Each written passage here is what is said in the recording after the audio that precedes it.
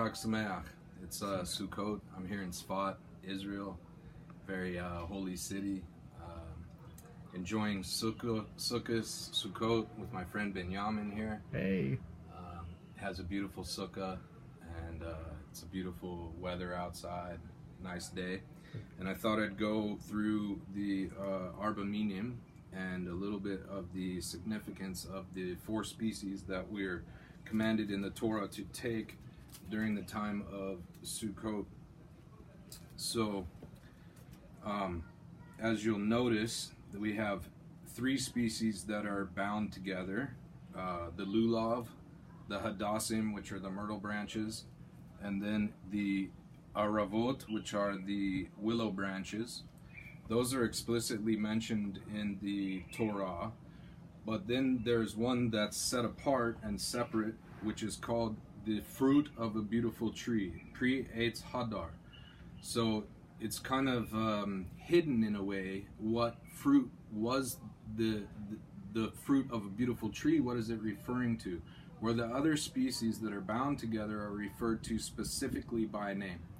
So this fruit is an esrog, and this is the fruit tradition says was the fruit of a beautiful tree that we're supposed to take. Now, each of the 4 species has significance and represents different things, and the sages have come up with a few different things that they represent. The first 2 that I'm going to deal with are the what the Rashbi says, that is later brought down by the Arizal. And he says that the 4 species actually represent the 7 days of creation, and the 7 Sephirot, and the 4-letter name of God. So each one of the 4 species would represent one of the 4 letters of the holy name of God, name Havaya, the one that we don't pronounce, but we substitute Adoni for. So how does it relate to the 7 days of creation? It relates to the 7 days of creation because the Sephirot, which are the counted, and I'll show you how, relate to the 7 days of creation. The 4 letters of the holy name are self-explanatory, but within the 4 letters themselves is also hinted to these Sephirot and this concept. So first I'll deal with the Hadassah, or the myrtle branches. Al pi halacha, you have to have 3 leaves that come from one point, okay, in order for the myrtle to be valid, and that has to take place for a distance of 3 tefachim, okay, which are basically fist size or hand breadths, basically. So you see that the myrtle, each one of the branches is going to be 3 tefachim. You have to have a minimum of 3 myrtle branches. So not only do the 3 leaves have to initiate from one place, and they have to be a distance of 3 tefachim, you also have to have 3 branches. So these 3 threes are significant. Okay, first of all, 3 plus 3 plus 3 is 9. 9 is the Mispar Katan of MS. And also, Mispar Katan is the small counting. Kabbalists and Gematria, people who know Gematria will understand what that is. If you don't, go learn. The Hadassim represent the triad, the first triad in the Sephirot: Chesed, Givura, and Tiferet. Okay, but they also represent the Yud in the first in the first letter of the holy name. Now the Yud is known in Hasidus to represent Chachma, and Chachma is related to the eyes, and so the as you'll see, each myrtle leaf looks like an eye. If you look at it closely, it has the shape of an eye. So the obvious question is, and this is what the Ari brings down, his question is, if the myrtle represents the eyes, and there's 3 of them, and we only have 2 eyes, then what's going on, right? So actually, some would be surprised to know that the third eye is actually a concept that is in Judaism. It's the mind's eye. It's what one perceives in his thoughts and in the pictures of his mind, in dreams and meditations. And that's why the Hadass represents the eyes and the 3 eyes, and that everybody has 3 eyes, 2 physical, 1 spiritual. Now the willow branches, there are 2 willow branches, and they represent the lips, actually, as far as the body part goes. And they have, additionally, they represent Netzach and Hod, which are the 2 Sephirot that come after Chesed, Gevurah, and Tiferet. And Netzach and Hod are 2, obviously. And they also represent the Hadassim. The sages say have a smell but no taste, right? So they represent a Jew that has learning, but he might not have necessarily mitzvot, right? The Ravot have no smell or no taste, so they actually represent the Rashayim, or the wicked amongst us. And so they, on Hoshana Rabbah, on the last day of the Hakafas that we do around the Bima and around the Torah, we take 5 of them and we beat them on the ground. So and also the 5 of the Aravot represent the 5 Gevurot, the 5 severities, and so that's why they're beaten, so that we soften the severities and the judgments. Now and so the Aravot would also represent the Hay of the 4-letter name of God. And going back to the Hadassah real quick, Yud is spelled with 3 letters, Yud, Vav, Daled, and so therefore that's why the Hadassim also represent the Yud. And the Hay is spelled Hey, and so the 2 Aravot, which are basically identical, represent the first Hay of the 4-letter name of God. Now, we come to the Lulav. The Lulav represents the spine, which the sages say there are 18 vertebrae in the spine. 18 is obviously a significant number in Hebrew gematria because it's the summation of the word chai, which is life. Now, the Lulav represents the Vav in the 4-letter name of God, and the halacha is that the 2 halves at the tip, each leaf has 2 halves to it. So the Vav is spelled Vav Vav, and they would represent the Lulav. The Lulav would represent the Vav. Now, it can't be split. The top leaves can't be split for the majority of it, and it has to be straight. And as you see, the very top, it looks like a Vav. The very shape of it has a tip that kind of juts out a little bit, and so it looks exactly like a Vav. And it represents Yesod, or the foundation. Okay. Now the Esrog, now the Lulav has taste, but it has no smell. So that might be a Jew that has mitzvot, but he doesn't necessarily have Torah learning. He's not so learned, but he's a simple Jew and he does mitzvot. Now the Esrog represents Malchut. Okay.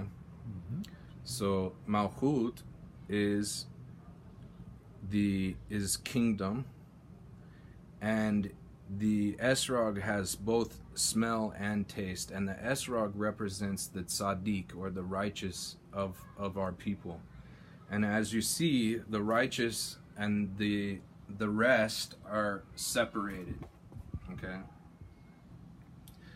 Also, there's a difference between these 3 species and this species. And the difference is that this is the fruit of a tree, okay? And the rest are the leaves and branches of a tree. So these are supposed to produce this. Normally that's what happens, is that the fruit is produced on the branches and by the leaves of a tree. The fruit also contains the seed. None of these contains seed. Okay? The seed represents the word of God that he plants in the hearts of men. And that's why the esrog is representative of the heart. But Malchut also is representative of the ground, because the ground has energy and power in it, and the energy and power that it has in it is that if you plant a seed into the ground, it will decay and die, but it will be reborn or resurrected in a different form, in the form of a tree. And it will grow into a tree, and it will mature into a tree. Now, our custom is to take the 3 species and combine them with the 1 species that's set apart by our own 2 hands, and we shake them in 6 directions.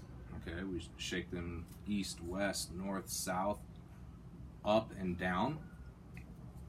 And these 6 directions also represent the Sephirot, okay? And also the 6 are the 6 is a significant number because it's the number of the Vav, right, of the Lulav. But also the Vav represents a human being, and an erect, upright person, standing person, someone who stands. And the esrog, together with the other 3 species, are shook in all 6 directions. And there's a reason, there's a deep spiritual reason and a significance. And a lot of people don't really know, what are we doing? It looks funny. We're just shaking these branches in 6 different directions. Why these 6 different directions? What's going on? So basically, because these 3 represent the first 3 letters of God's divine name, which is the Yud, He, K, and the Vav, the milui of those 3 letters, if you were to spell out those 3 letters, like the Yud, Vav, Daled is a certain gematria, it's a certain sum, and then the He and He is a certain sum, right? And then the Vav is a certain sum. You come out with, if it's done properly, there's several ways to do it, because you can permutate. You can spell Hey Aleph, or you can spell it differently. So it has to be done a certain way, and it will equal the gematria of 39. Now 39 is significant because that's the gematria of the word tall. And we actually say this in the last Hoshana of Hoshana Rabbah. There's a pasuk that we say, which goes, "May you illuminate your glorious Shekhinah with your holy name, Yud K Vav." Okay, and it doesn't mention He, which is as your dew of light.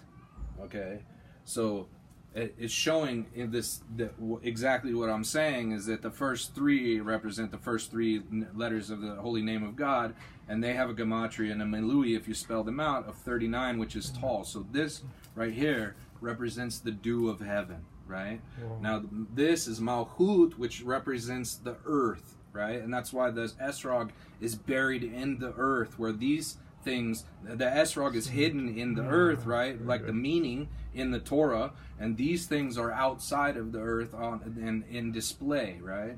Okay, so this represents the earth, and this represents the dew. So we put the dew on the earth, right?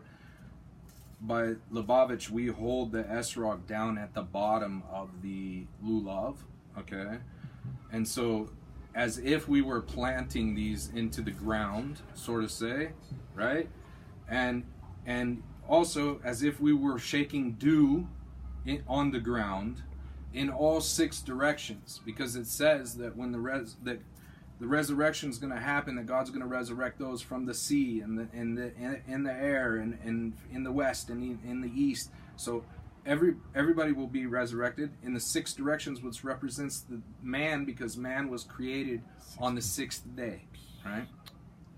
So what we're doing is we're enacting the resurrection of the dead when we are shaking the esrog and the lulav in all 6 directions. And this concept is brought down over and over again during Sukkot because of the fallen sukkah of David, right? So we want to raise the fallen sukkah of David. We want to resurrect the dead, right? Because when we resurrect the dead, we're going to get back Moshe Rabbeinu, we're going to get back David HaMelech, and we'll get back what we need and continue the kingdom of heaven here on earth. Now, and also because these are all dead things, we have to enliven them with our own hands, okay? So this is work, this is effort. It doesn't just come through a prayer or a miracle. It comes through working with your hands and dealing with the earth, because all these things are from the earth. And so the other thing is that 4 is the gematria of Abba, Father. And we say that we have all the Jews in our hands, right? We have all 4 categories of Jews. We have the righteous, we have those that are learned but don't have mitzvahs, we have those that have mitzvahs that are not learned, we have the Rishayim, the evil, the wicked. They're still Jews, they're still bound together with all of us. And there's 4 of them, and that represents Abba, which is the Father, because Chassidut teaches that the seed that produces the child originates in the mind of the Father, right? In his thought, right? We actually have this saying in English, just a thought in your father's mind, it's well known. Also, those that science and people who understand relations have now proven that relations are 90% mental, okay? And the Talmud even says this, that it's impossible, and we're all adults here, it's impossible to get an erection without the mind. Exactly. Without das is what it says, really, which is knowledge, right? So knowledge starts in the mind, and then Torah uses that as a way to describe relations when it says Adam knew his wife Eve, right? So obviously it's showing that really it's in the mind. So that's basically, I've covered it pretty much all. There's a lot more to it, but I've pretty much exhausted what I need to exhaust, and that's pretty much what we're doing with the lulav. And also, I want to relate this also to non-Jews, because this is something that non-Jews will have to do, okay? And in order to do that, you're going to have to respect the tradition of the Jews, who say that this is the fruit of the beautiful tree, okay? Without the oral tradition, you cannot fulfill the mitzvot. Without the oral tradition of the Jews, you cannot understand the Torah. You do not know what the Torah is telling you to do. So the Jews have to teach the nations, and this is brought down in the prophet Zechariah, which we read in the Haftorah on the first day of Sukkot, which talks about the nations coming to Jerusalem and celebrating the festival of Sukkah. And I just had a couple of girls that are staying in the same house with me who came from the Netherlands, and they came here specifically to Jerusalem because they read in the prophet Zechariah. Zechariah is what they call him, Zechariah is what we call him, that they will have to come to Jerusalem to keep the festival of Sukkot. So I spent 2 hours explaining to them how to keep the festival of Sukkot and what they needed to do to keep the festival of Sukkot. Okay? And so all non-Jews are going to have to learn how to do this, because this is a mitzvah that all non-Jews are going to have to take upon themselves. And so that's how it relates to non-Jews and the B'nai Noach, because obviously they're going to have a role to play. And also Sukkot is the sages say that we offer 70 bulls for the nations during that time. So it's all there. And have a wonderful Sukkot. Thanks for listening. Yishkoach. Thank you.